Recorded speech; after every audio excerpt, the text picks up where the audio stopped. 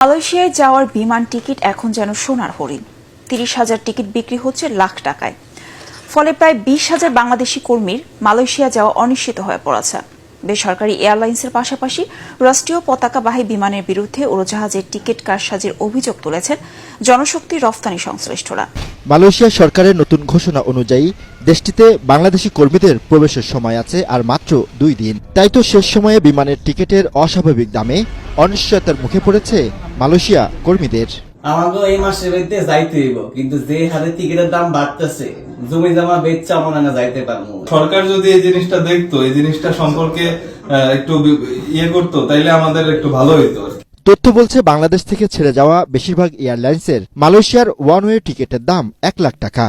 কোনো এয়ারলাইন্স দাম চাইছে 1.25 লাখ টাকা পর্যন্ত, যা নিয়ে সোশ্যাল মিডিয়ায় প্রধানমন্ত্রীর হস্তক্ষেপ কামনা করেছেন ব্যবসায়ীরা। মে মাসের আগে যদি আপনি চিন্তা করেন, মে মাসের আগে আপনার অনওয়ে টিকিট ধরেন ভাড়া ছিল আপনার 27 থেকে 32,000-এর ভিতরে। সেই ফেয়ারটা মে মাসের 10 তারিখে আসলো 35, তারপরে গিয়ে আসলো আপনার 42 থেকে 45। এখন ধরেন আজকের ডেটে ভাড়া আপনার ধরেন ফ্লাইট তো পাচ্ছে না, যে স্পেশাল ফ্লাইটগুলো আসতেছে ওইগুলোর ভাড়া আসতেছে আপনার 80 থেকে 1 লক্ষ টাকা পর্যন্ত মার্কেটে চাওয়া হচ্ছে। আপনি ঠিক এই ফেয়ারটা আপনি জুনের 1 তারিখে যান, 2 তারিখে যান, আপনি 35-এর মধ্যে টিকিটগুলো পেয়ে যাবেন। ঠিক আছে, এইভাবে আমরা করতে পারতেছি। আপনার মালয়েশিয়ার ফেয়ার অনওয়ে ভাড়া 27 থেকে 30 এর মধ্যে পাওয়া যায়, রিটার্ন ফেয়ার 52-এর ভিতরে পাওয়া যায়।